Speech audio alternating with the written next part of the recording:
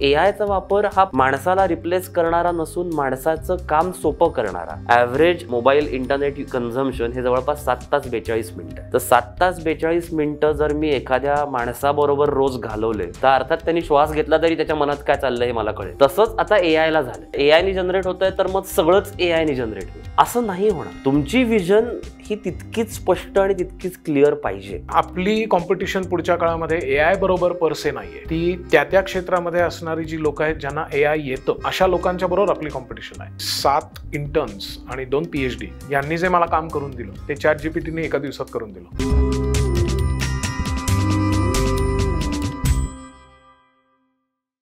नमस्कार, मी विनायक पाचलक आणि पुन्हा एकदा तुमचं स्वागत. गेल्या भागामध्ये आपण केळकर सरांबरोबर आणि केळकर मॅडम बरोबर अशी चर्चा केली की एआय आणि ओव्हरऑलच करिअर कसं बदलतंय आणि काय परिस्थिती आहे सध्या, IT मध्ये काय होतंय. हे सगळ्यात प्रामुख्याने उत्तर आलं की एआयमुळे खूप गोष्टी बदलत आहेत, टेक्नॉलॉजीमुळे खूप गोष्टी बदलत आहेत, एआय वापरून स्वतःला सुधारलं पाहिजे. तर तेच सगळं मी या भागात समजून घेणार आहे. माझ्याबरोबर केळकर सर तर आहेतच, पण माझ्याबरोबर आहेत डॉक्टर अमेय पांगारकर. त्यांनी पहिल्यांदा इंजिनिअरिंग, मग डिजिटल मार्केटिंगमधली PhD, मार्केटिंगमधलं MBA मधलं हे सगळं करून ते आत्ता कन्सल्टन्सी चालवतात वेगवेगळ्या पद्धतीची. पण एआय बेस्ड त्यांचं काम खूप आहे आणि या दोघांनी मिळून IO टूल्स अशा नावाचं पुस्तक लिहिलं आहे की जे आपल्या स्वतःसाठी एआयची कोणती टूल्स वापरता येतील, कशी वापरता येतील याच्याविषयी बोलतात. सो मला जो मुद्दा गेल्या भागात आला त्या टूल्सविषयी या भागात अधिक सविस्तर या दोघांशी बोलायचं आहे.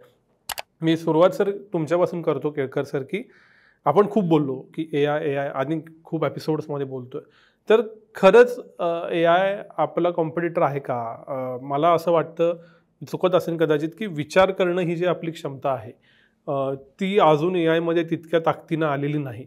तर अशा वेळेला एआय खरंच नोकऱ्या खातंय इन अ वे, का तो नुसता बागुलबुवा आहे?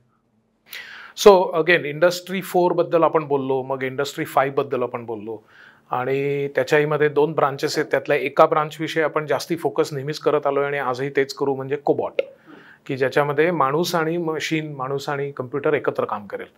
तर त्याच्यामध्ये प्रॉम्प्ट इंजिनिअरिंग ही पण आपण संज्ञा आधी समजून घेतलेली आहे की ज्याच्यामध्ये योग्य प्रश्न विचारणे ह्याच्यामध्ये एक कला आहे. म्हणजे माहिती मिळवणे हे सोपं आहे, पण माहिती कशाची मिळवणी हे ठरवणं, प्रश्न योग्य विचारणं ह्याच्यामध्ये एक मोठं शास्त्र आहे आणि त्याला इनफॅक्ट आता प्रॉम्प्ट इंजिनिअरिंग म्हणतात. हे आपण म्हटलं तर आपण असाही निष्कर्ष काढत आलेलो आहे गेली काही वर्ष की आपली कॉम्पिटिशन पुढच्या काळामध्ये एआय बरोबर परसे नाहीये. ती त्या क्षेत्रामध्ये असणारी जी लोक आहेत ज्यांना एआय येतं अशा लोकांच्या बरोबर आपली कॉम्पिटिशन आहे. त्यामुळे आपण त्या कॅटेगरीत जाणं हे त्याच्यावरचं शाश्वत सोल्युशन आहे. त्यामुळे एआय जे बदलतं आहे किंवा ए जे बदल घडवून आणतं आहे त्याचा बागुलबुवा न करता ॲक्सेप्टिंग की AI is here to stay and grow, आपण त्याच्यामध्ये काम करणं हा त्याच्यावरचा सस्टेनेबल शाश्वत उपाय आहे असं मला डेफिनेटली वाटतं. अमेय सर, केळकर सर असं म्हणाले की एआय आलं तर खूप गोष्टी सोप्या होतील, एआय येणाऱ्या माणसांबरोबर कॉम्पिटिशन आहे. तर एआय येणं म्हणजे नक्की काय काय यायला हवं एखाद्याला?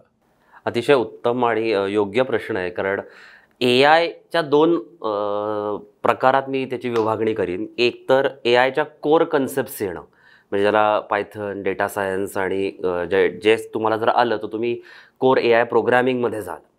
आणि एआयचे युजर्स होणं, एआय वापरून तुम्ही काहीतरी गोष्टी तुमच्या क्षेत्रात करता येणं, ही त्याची एआयच्या ॲप्लिकेशनची साईड आहे. यासाठी एआयचं बॅकग्राऊंड असलं पाहिजे, कम्प्युटर इंजिनिअरिंग आलं पाहिजे किंवा IT मधलं काही आलं पाहिजे, ह्याची तशी काही गरज नाही. उदाहरणच द्यायचं झालं तर जसं मला WhatsApp शिकावं लागत नाही, ते मला येतं. Google Pay मला शिकावं लागलं नाही, तसंच हे याचे ॲप्लिकेशन्स आहेत. आता तुम्ही जे काही काम करता त्याच्यासाठी सगळ्यात उत्तम ॲप्लिकेशन कुठलं याची जाण असणं आणि ते ॲप्लिकेशन वापरून योग्य प्रॉम्प्ट देऊन तो कंटेंट जनरेट करून घेणं. आता एआयच्या ज्या वेगवेगळ्या फेजेस आहेत त्यातली क्युरेशनची फेज आपण ऑलरेडी गेली, ज्यात आपल्याला हवा तशा ॲड्स दिसायला लागल्या. आता जनरेटिव्ह फेज जी आहे, GPT मधला जो G आहे, ह्या जनरेटिव्ह फेजमध्ये आपल्याला जो कंटेंट हवा, ज्या काही गोष्टी हव्या, हे त्या एआयकडनं जनरेट करून घेणं हे आत्ताच्या फेजमध्ये आहे आणि उद्या काही वर्षांनी जेव्हा AIची प्रेडिक्टिव्ह फेज पुढची जी येईल त्यामध्ये ह्याचा अजून जास्त अंतर्भाव झालेल्या गोष्टी आपल्याला दिसतील. तर जरी तुम्हाला AIचं काहीही बॅकग्राऊंड नसलं, कॉम्प्युटर नॉलेज किंवा टेक्निकल सॅव्ही वगैरे असं तुम्ही काही नसलात तरी उत्तम टूल्सची जाण असून माझ्या क्षेत्रात मी कुठलं उपयुक्त टूल आहे हे जरी माहिती असेल तरी ते उत्तमरित्या वापरता येतं. टूल्सकडे जायच्या आधी तुम्ही ज्या फेजेस म्हणला, क्युरेटिव्ह, जनरेटिव्ह आणि प्रेडिक्टिव्ह, याच्याबद्दल थोडंसं विस्तार सांगा. पहिली AIच्या 3 फेजेसमध्ये आत्ता AI आपल्याला दिसतंय. आत्ता ज्या AI विंटर जो मोठा होऊन गेला आणि त्याच्यानंतर जे काही AI चाललं आहे यातली पहिली फेज झाली जी AI क्युरेशन फेजमध्ये होती. या क्युरेशन फेजमध्ये AI कंटेंट क्युरेट करून युजर्सपर्यंत पोचवत होता.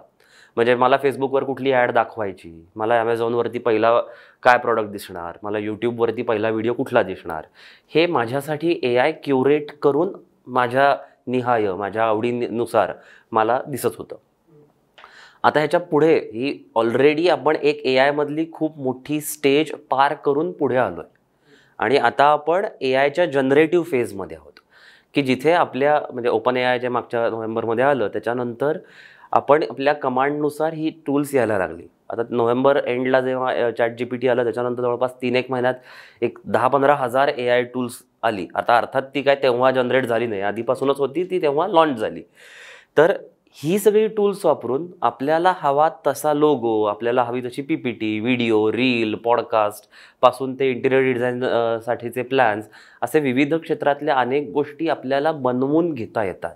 ही जनरेशनची फेज आहे आणि ह्याच्या पुढे नजीकच्या काळात म्हणजे 24च्या अंतापर्यंतही असं प्रेडिक्शन आहे की AIची प्रेडिक्टिव्ह फेज सुरू होईल की ज्याच्यात AI प्रेडिक्ट करेल की उद्या काय होईल किंवा माझी अशी जर दिवसाची दिनचर्या असेल तर माझ्या आयुष्यात काय होईल, अगदी म्हणजे मला हार्ट अटॅक कधी येईल, मी आज हे केलं तर काय घडेल, ह्या गोष्टीही प्रेडिक्शन होईल. आता त्या स्टेजमध्ये जाताना AIचा अजून जास्त उदय झालेला आपल्याला दिसेल.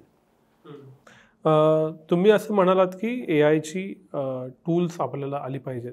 आपण एक समजा कॉमन माणूस गृहीत धरला की जो वेगवेगळ्या ठिकाणी नोकरी करतोय असं पकडू, बँकेत असेल, IT असेल, नोकरदार सामान्य मध्यमवर्गीय माणूस, तर त्याला AIची कुठली टूल यायला हवीत, अशा टूल्सची नावं काय आहेत, ती कुठं शिकता येत? आता आपण एक साधारण अंदाज जर घेतला की प्रत्येक दिवसात कुठल्याही म्हणजे अगदी कारकुनी कामापासून ते मॅनेजरियल कामांपर्यंत कुठलंही तुम्ही काम जरी कन्सिडर केलं ज्याला आपण 2 मिनटं डेस्क जॉब म्हणूयात, या प्रत्येक कामांमध्ये तुम्हाला कारकुनी भाग म्हणजे क्लेरिकल भाग दिसेल आणि क्रिएटिव्ह भाग दिसेल. या प्रत्येक कामातला जो क्लेरिकल भाग आहे या प्रत्येक क्लेरिकल कामासाठी आता AI टूल अवेलेबल आहे ज्याच्यामध्ये तुम्ही ते काम करत असताना जे मोनोटोनस आहे, जे रिपिटेटिव्ह आहे, हे सहज तुम्ही AIला कडनं 2 मिनटं शब्द वापरतोय आउटसोर्स करून घेऊ शकता, जेणेकरून तुमची स्वतःची इन्साईट, तुमचा स्वतःचा सगळा फोकस या त्यातल्या इन्साईटला किंवा त्यातल्या तुमच्या विजनला, त्यातल्या क्रिएटिव्ह गोष्टींना जास्त वापरता येईल. नावच घ्यायची झाली तर आता गुगल शीट किंवा एक्सेल आपण वापरतो, याच्यासाठी अनेक AI बेस्ड प्लगिन्स अवेलेबल झालेले आहेत त्या सेगमेंटनुसार. इथपासून ते आता डेटा ॲनालिटिक्ससाठीचे खूप झाले आहेत. वेबसाईटसाठीचं साईट 123 नावाचं एक उत्तम टूल आलेलं आहे की ज्याच्यासाठी मला लँडिंग पेजेस बनवायचे आहेत, मला वेबसाईट बनवून घ्यायची आहेत, ती तुम्हाला सहज बनवून घेता येतात. ॲप मेकर्स खूप आलेले आहेत, याच नावाने ती टूल्स आहेत की तुम्हाला हवीत त्याच्यासाठी तुम्ही अगदी काही सेकंदभरात, मिनिटभरात तुम्हाला हवी तशी customised web apps, Android apps बनवून घेऊ शकता. प्रेझेंटेशनसाठी गॅमा नावाचं एक टूल आलं आहे की ज्याच्यावरती म्हणजे साधारण मार्केटिंग, सेल्स किंवा बाकी कॉर्पोरेट व्हाईट कॉलर जॉब्समध्ये बऱ्याच लोकांना अनंत प्रेझेंटेशन्स रोज बनवायचे असतात. यातला एक पहिला ढाचा जर ह्या टूल्सकडनं सहज बनवून मिळू शकतो. रील्ससाठी खूप टूल्स आलेत. बरेच जण आपले मित्र डिजिटल मार्केटिंग आणि या सगळ्या सेगमेंटमध्ये काम करत असतील, त्याच्यासाठीची टूल्स आहेत. पोस्टर्ससाठीची आयडिओग्रामचं नावाचं एक उत्तम टूल आलेलं आहे. लोगोजसाठीची उत्तम टूल आलेली आहेत. ग्राफिक डिझायनिंगसाठीचं खूपच आहेत. कंटेंट आणि ब्लॉगवरती काम करणारी खूप टूल्स आहेत. प्रोजेक्ट मॅनेजमेंटमध्ये टास्केड नावाचं एक खूप छान टूल आलं आहे की जेणेकरून माझी जी रोजची जी काही कामं आहेत ही एकाच वेळी पॅरलली कशी होऊ शकतात, ह्याचंच एक ट्रेलो किंवा नोशन म्हणून एक खूप छान ॲप्लिकेशन असलेली टूल्स आहेत. याला म्हणजे जवळपास मी म्हणेन की विविध म्हणजे 31 सेक्टरमधली टूल्स माझ्या पुस्तकात आहेतच आहेत. त्याच्याचबरोबर म्हणजे अगदी पिन टू पियानो जसं आपण म्हणतो, म्हणजे म्युझिक एखाद्याचं हवं आहे इथपासून ते मला व्हिडिओ फिल्म मेकिंगमध्ये जायचं आहे, मला ॲनिमेशन करायचं आहे, VFX करायचं आहे, या प्रत्येक सेगमेंटमधली ही टूल्स आपल्याला आता सहज अवेलेबल आहेत. यातली बरीचशी मी म्हणेन की टूल्स आता फ्रीमियम कॅटेगरीतला आहे, म्हणजे ज्याच्यातला काही भाग हा फ्रीमध्ये आहे आणि त्याच्या पलीकडचा भाग तुम्हाला हवा असेल तर तुम्हाला काही प्रमाणात पे करावा लागेल. याच्यात उत्तम भाग एक असा आहे की ह्यासाठी कदाचित आपल्यापैकी काही जणांना असं वाटत असेल की खूपच हाय एंड माझ्याकडे सॉफ्टवेअर पाहिजे, PC एकदम काहीतरी ॲपल वगैरेच पाहिजे, तर असं काही नाही. ही सगळी टूल्स कुठल्याही स्मार्टफोनवरही चालतात. बेसिक इंटरनेट असलेल्या कुठल्याही स्मार्टफोनवर, कुठल्याही लॅपटॉपवर, कुठल्याही डेस्कटॉपवर ही सहज चालणारी टूल्स आहेत. त्याच्यासाठी अजिबात काहीही हाय ग्राफिक्स वगैरे असं काही गरज नाही. त्यामुळे आपल्या सगळ्या खेड्यापाड्यातले जी लोक आहेत की ज्यांना बेसिक टेक्निकल नॉलेज म्हणजे मोबाईल कसा वापरायचा आणि स्मार्टफोनची अवेलेबिलिटी असेल, या सगळ्यांनाही ही टूल्स अतिशय उत्तमरित्या वापरता येतील. यासाठी एक बेसिक जो कॉमन धागा आहे ज्याला लॉजिक असं मी म्हणेन, कारण आता मी बघितलं तर माझं इलेक्ट्रिकल इंजिनियर झालं, माझं मार्केटिंगमध्ये MBA, मला कॉम्प्युटरचं तसं बघायला गेलं तर काहीही तसं शिक्षण नाही. मी त्यातली एकही कॉम्प्युटर लँग्वेज शिकायची म्हणून शिकलो नाही. मी याचा युजर म्हणून या सगळ्या टेक्नॉलॉजीकडे वापर करायला गेलो. तर ह्या सगळ्याकडे बघत असताना अतिशय समर्पकपणे की कुठलं टूल आत्ता वापरलं आणि त्या वापरत वापरत इतके user friendly plug in play सारखी ही टूल्स आहेत की त्याच्यासाठी काहीच तुम्हाला बॅकग्राऊंड नसलं तरी तुम्ही अतिशय उत्तमरित्या ते वापरता येतात. Over the period of time ह्या सगळ्या टूल्स तुम्ही ॲज अ पर्सन कसे आहात हेही समजून घेत तुमच्यानुसार तुम्हाला आउटपुट द्यायला लागतात. आणि हा त्यातला खूप पर्सनलायझेशनचा जो आय गेस आपण मगाशी भाग म्हणत होतो तो भागही इथे येतो. की आता समजा मी साधी गोष्ट, मी जर ग्राफिक डिझायनिंग म्हणून काम करत असेल आणि मला काहीही करता मला जांभळा रंग आवडतो आणि मला पिवळा रंग आवडत नाही, तर बऱ्याचदा काय होतं की माझं जे पहिलं आउटपुट असतं त्या पहिल्या आउटपुटमध्ये मला जे आवडत नाही ते येतच नाही. मग ते क्लायंटला आवडो न आवडो हा फार नंतरचा भाग आहे. माझं जे पहिलं त्याच्याबद्दलचं जे मत असतं हा प्रेज्युडाईजमध्ये मुळे या गोष्टी येतच नाहीत.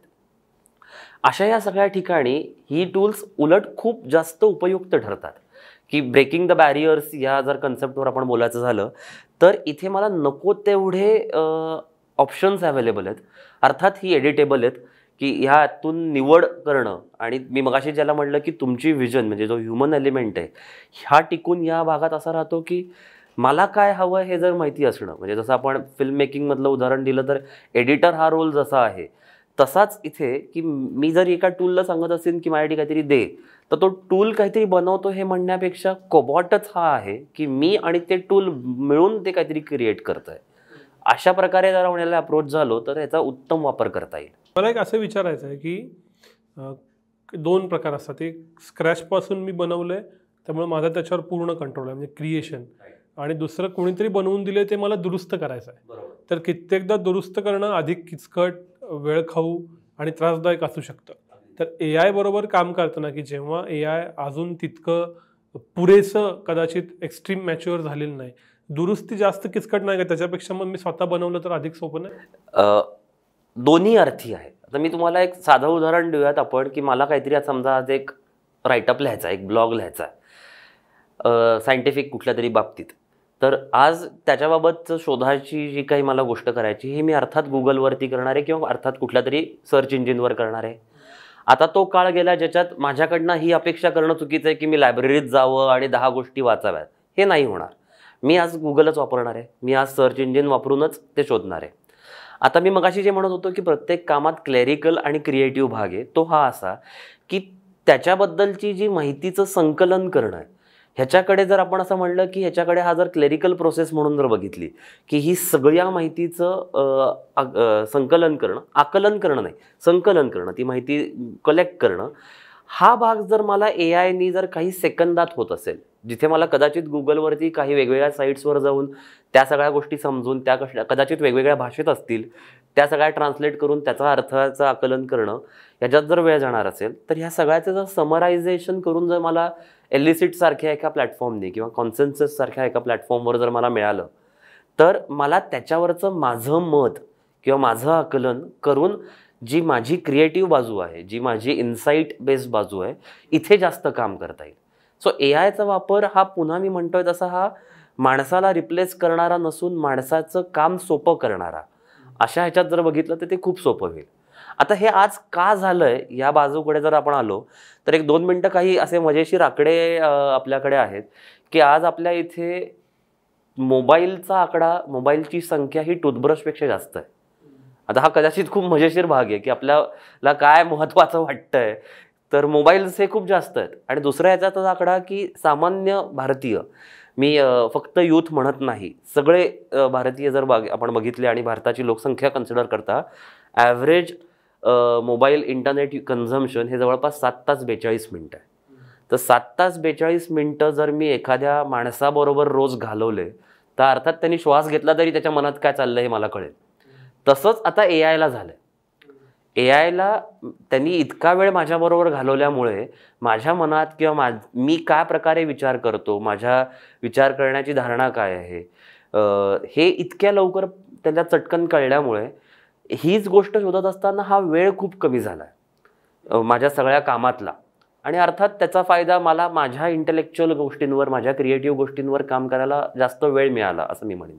असं जरी तुम्ही म्हणत असला की 7.5 तास रोज आपण घालवत असू मोबाईलवर, तरीसुद्धा असं एक मानलं जातं की जिथं हे AI टूल्स डेव्हलप झाले, विशेषतः वेस्टर्न कंट्रीज, तिथली ट्रेनिंग सेट त्यांना दिलेली असल्यामुळं जेव्हा तुम्ही वेस्टर्न कॉन्टेक्स्टमध्ये हे सगळे AI टूल्स वापरता तेव्हा ते कदाचित जास्त ॲक्युरेट, जास्त प्रेडिक्टेबल उत्तर देणारे असतात. पण त्याचं जे इंडियनायझेशन आहे, भारतीयकरण आहे, म्हणजे विशेषतः आम्ही ज्यावेळी काम करतो तर मराठी भाषेमध्ये कितीही प्रयत्न केलेले असले तरी AI टूल तितकंसं चांगलं उत्तर देत नाही, किंवा आपल्याकडे इतक्या बोलीभाषा, इतके कॉन्टॅक्ट, इतकं टिपिकल इंडियनायझेशन जे, तर या सगळ्या AI टूल्सचं पुरेसं भारतीयकरण झालेलं आहे का? आणि भारतातल्या हायपर लोकल प्रश्नांच्या उत्तरांसाठी हे AI टूल खरंच तेवढे फायदेशीर आहेत का? 2-3 भागात ह्याचं उत्तर देतो. कंटेंट जनरेशनसाठी अजूनही मी म्हणेन हे बीटा टेस्टिंगमध्ये आहे. कंटेंट जनरेशन ज्याच्यामध्ये मला मराठीत किंवा कोल्हापूरच्या मराठीत आणि पुण्याच्या मराठीत उत्तर हवं आहे, तर हे अजून नाही मिळणार. ह्याचं एक कारण असं आहे की हे टूल तसं बघायला येऊन 1 वर्षही नाही झालं. नोव्हेंबरमध्ये मागच्या आलं, आज आपण ऑक्टोबरमध्ये आहोत, हे अजून वर्षही नाही झालेलं. त्यामुळे ह्या सगळ्या टूल्स अजून मॅच्युअर होतात हे अतिशय बरोबर आहे. पण आता हळूहळू आपल्याला मराठी आणि ह्याच्यातली कंटेंट जनरेटिंग टूल्स दिसायला लागलीत, जी काही 3-4 महिन्यांपूर्वीपर्यंत दिसत नव्हती. आता ती ॲटलिस्ट दिसायला लागलेली आहेत.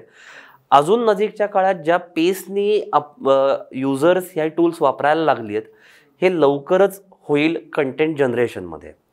इमेज जनरेशनचा भाग केला किंवा व्हिडिओ जनरेशन्सचा भाग बघितला किंवा कंटेंट म्हणजे रिटर्न कंटेंट सोडून बाकी कुठल्याही फॉर्ममध्ये अतिशय उत्तम पद्धतीने मला इंडियनाइज टूल्स किंवा इंडियनाइज कंटेंट दिसायला लागतो. मी अगदीच कालचं एक उदाहरण देतो माझं, की एका क्लायंटसाठी आम्ही त्यांचा पोह्यांचा ब्रँड आहे की त्याच्यासाठी आम्ही एक कॅम्पेन करत होतो आणि मला पोहे हे वेगवेगळ्या पद्धतीने त्याचे फोटोज हवे होते.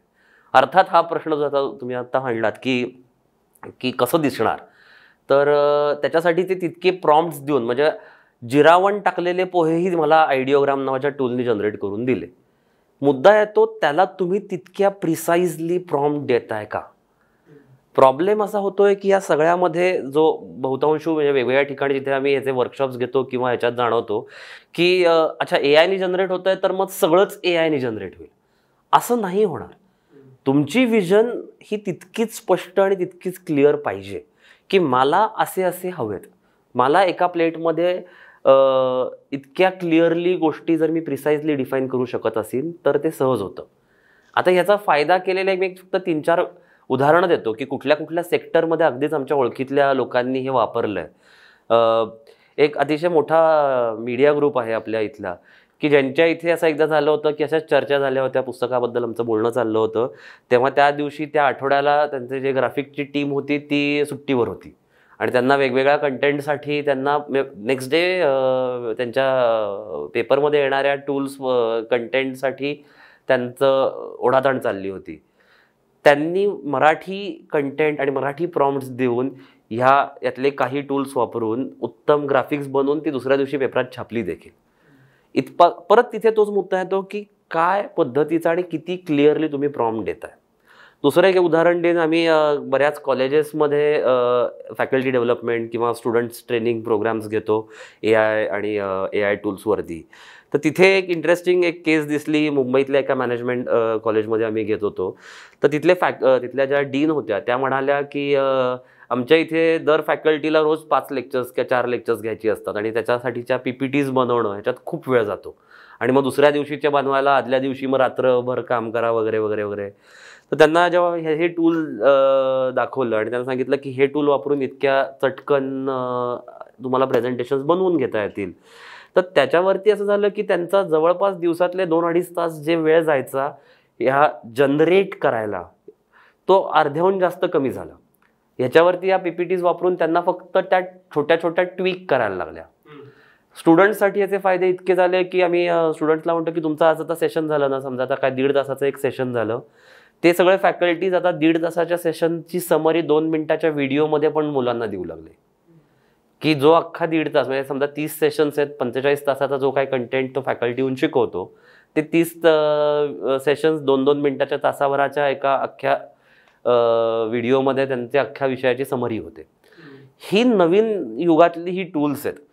चांगली बरोबर हे म्हणण्याच्या काळाच्या आता आपण पुढे गेलेलो आहोत, ही आलेलं आहे आणि ही वापरणारी जनता आता आहे, ही वापरणारी लोक आहेत. एक छोटंसं उदाहरण अजून म्हणजे काय पेसनी हे घडतंय यासाठी सांगतो. माझ्याच ऑफिसच्या समोर एक पिझ्झाचा कॅफे आहे आणि आम्ही एकदाच काहीतरी ऑफिसमधले सगळेजण गेलो होतो पिझ्झा खायला आणि तो म्हणला की अरे माझी आता वेगवेगळ्या ब्रांचेस निघाल्यात, क्लाउड किचन सुरू करतो, तर माझी वेबसाईट करून दे. तर माझी सहकारी 3-4 फोटोज तिथले काढले. मी तिकडे काहीतरी गुगलिंग करत होतो आणि तिथून त्याचं पिझ्झाचं बिल यायच्या आत त्याची वेबसाईट होस्ट झालेली आणि मी त्याला इनव्हॉइस देऊन बाहेर पडलो होतो. हा पेस आता आला आहे. ती वेबसाईटवरचा कंटेंट, ती वेबसाईट ही बघता ही AIनी केली आहे हे कोणालाही कळणार नाही, इतकी ती ह्युमनाइज्ड वाटते असं मी म्हणेन. सर मला तुम्हाला विचारायचं आहे, कदाचित थोडा फिलॉसॉफिकल, कारण तुम्ही मूळ इनोव्हेशनमध्ये काम केलं.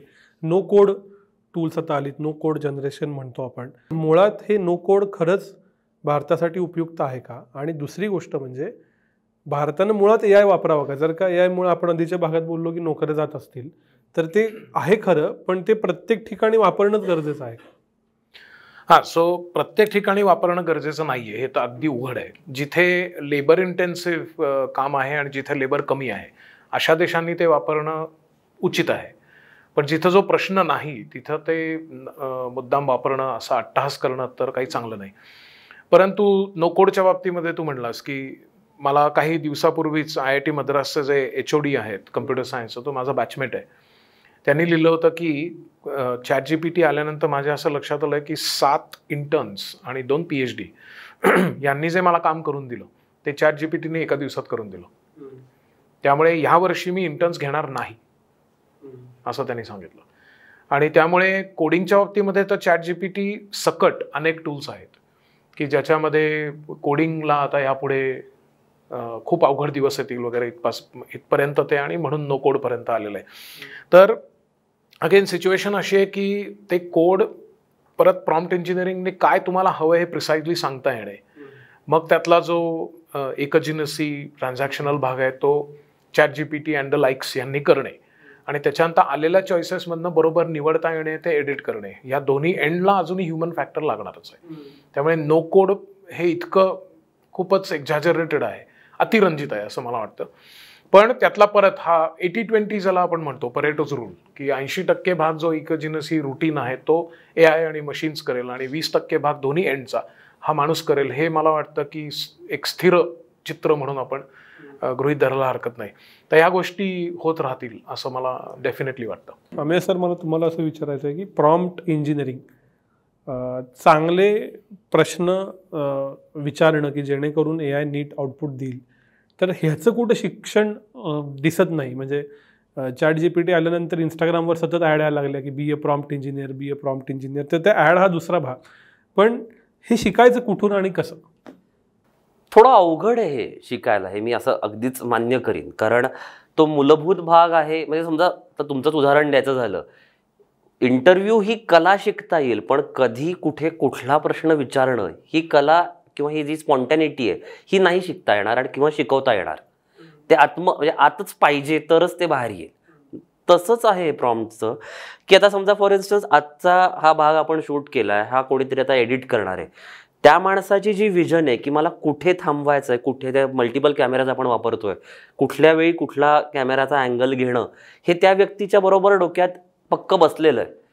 आणि त्यावेळी ते बसलेलं असल्या कारणाने, या क्षेत्रातलं त्यांचं प्रावीण्य असल्या कारणाने, हेच समजा जर एडिटिंग ते जर AI टूल वापरून करत असतील तर त्यांना ते खूप परफेक्टली कधी कुठला प्रॉम्प्ट देता येईल हे लगेच त्यांना जमेल. मुळात त्या क्षेत्रात ज्याच्यात तुम्ही काम करताय त्याच्यातलं प्रावीण्य हे गरजेचंच आहे.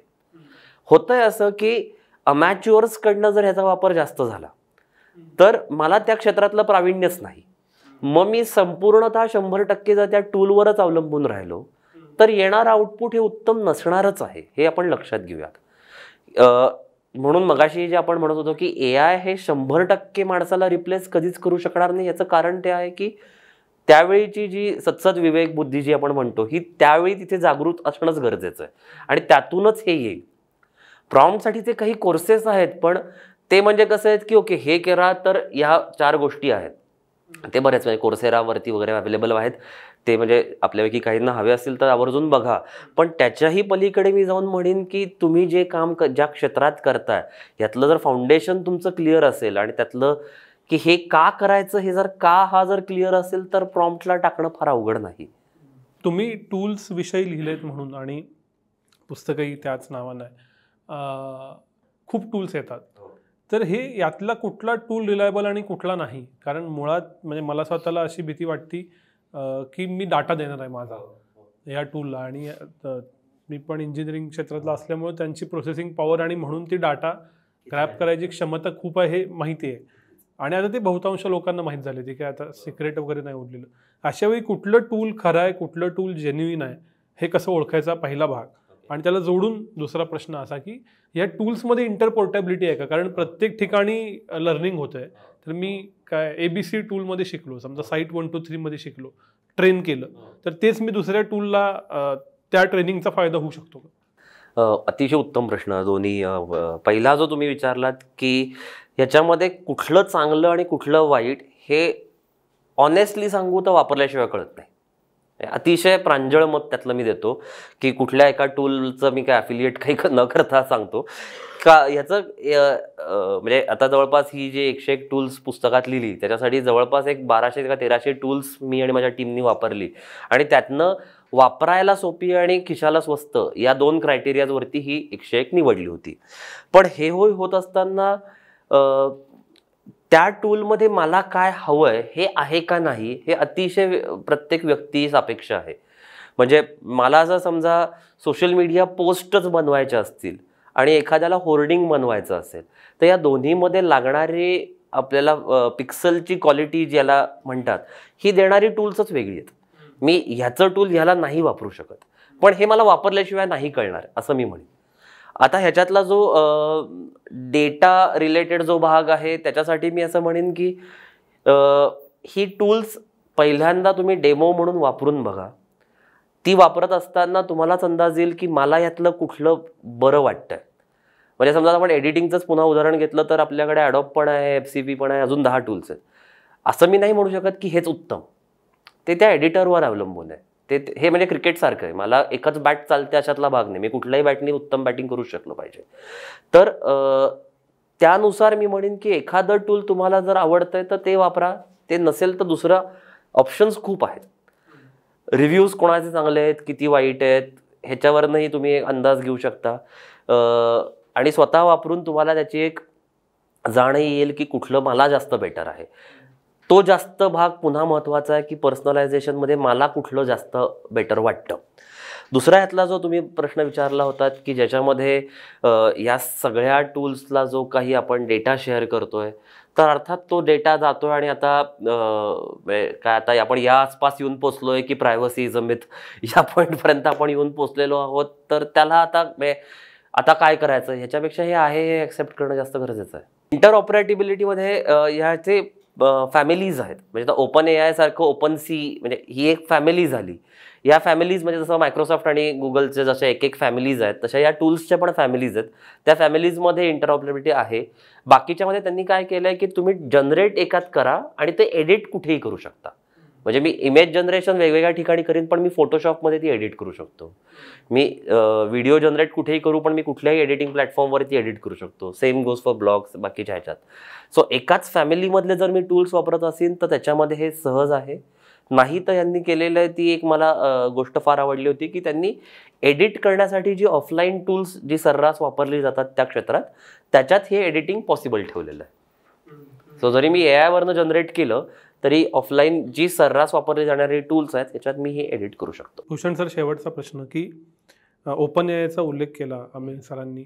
मी नाव चुकत असेल पण पॉल आल्टमन ओपन AIचा संस्थापक if I am not wrong, त्यानं सॅम आल्टमन त्यानं असं म्हणलं होतं की काय बनवलं ह्याच्या शक्यतांबद्दल तोच फारसा कॉन्फिडंट नाही. तर हे सगळं बोलतोय आपण, कदाचित काही जणांना असं वाटेल की खूप डोक्यावरून जातंय, काही जण ट्राय करतील, पण इव्हेंच्युअली प्रत्येकाला डायरेक्टली इनडायरेक्टली फेस करायचं. मग सोशल मीडियावरती दिसणाऱ्या मीमपासून की जे मिड जर्नीनं बनवलेलं असेल ते मोठ्याच्या मोठ्या प्रोजेक्ट्सपर्यंत. तर काय दिसतं तुम्हाला या AI टूल्सचं भविष्य भारतासारख्या देशात तुम्हाला काय दिसतं? एकतर भारतामध्ये याचं स्वागत कसं करायचं किंवा ह्याला आपण सामोरं कसं जायचं वगैरे हे प्रश्न खूप मागे पडलेत. मला वाटतं हे आपल्याला करावंच लागणार आहे. आणि अशी जेव्हा गळ्यापर्यंत परिस्थिती येते किंवा अतिशय आपल्याला पर्याय नाही आहे अशी स्थिती येते तेव्हा historically we have done well. Super computer नाही म्हणला परम केलं, स्पेस टेक्नॉलॉजीमध्ये नाही म्हटलं चांद्रयान 3 झालं, लस नाही म्हटलं तेव्हा आपण लस तयार केली आणि 101 देशांना दिली. तर अशी अनेक उदाहरणं सुदैवाने आपल्याला घेता येतील. तर आपल्याकडे आत्ता बरेच इश्यूज आहेत AIच्या बाबतीमध्ये. भारत देश म्हणून जर म्हटले तर आपण AI #AI फॉर ऑल म्हणून आहे, YUVAI म्हणून एक आहे, असे बरेच आहेत. इनफॅक्ट आत्ताच महाराष्ट्रामध्ये जाहीर झालेलं आहे की Maharashtra will be the first state की ज्याच्यामध्ये AI हब हे भारतातलं केलं जाईल, असा निदान घोषणा तरी झालेली आहे. तर या सगळ्या प्रकारामध्ये बघायचं झालं तर सामान्य लोकांनी सुद्धा जे प्रोफेशनल्स आहेत, जे विद्यार्थी आहेत, त्यांनी याच्यामध्ये जर भाग घेतला आणि त्याच्यामध्ये AIच्या टूल्सला आपण अपडेटेड स्वतःला ठेवलं तर मला असं वाटतं की हे जे भारत कॅन डू इट हा पाठ आपल्याला करता येईल असं मला वाटतं.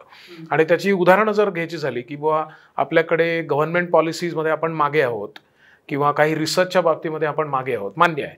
पण आपण 2019 पासून 2023 पर्यंत AIच्या मधलं ओव्हरऑल आपलं स्थान हे 18वरनं 14वर आलं आहे. जगामध्ये आपण 14व्या नंबरवर आहोत AIच्या डेव्हलपमेंटमध्ये. किंवा जिथे आपण टॅलेंट पूल म्हणू तिथं तर भारत प्रचंड पुढे आहे. अमेरिकेनंतरचं दुसरं स्थान हे भारताचं आहे. सॅन फ्रान्सिस्को ह्याच्यानंतर AI टॅलेंटचा सगळ्यात मोठा ह्युमन पूल कुठे आहे तर बंगलोरमध्ये आहे.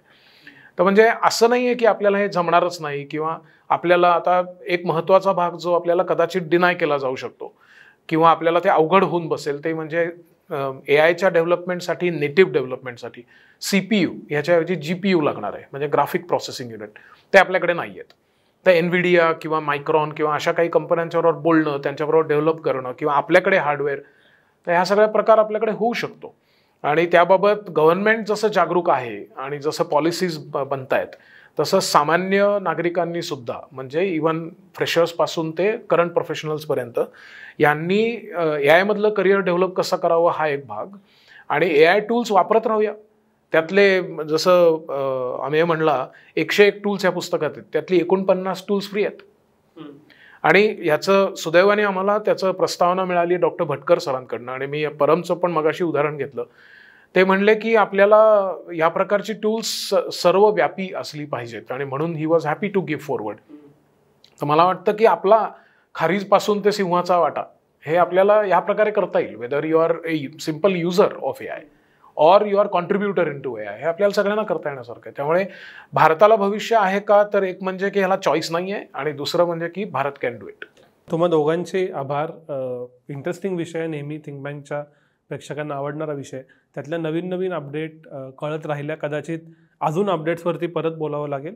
पण आज आलात, तुम्ही वेळ दिला त्याबद्दल थिंक बँककडून मनपासून आभार. धन्यवाद.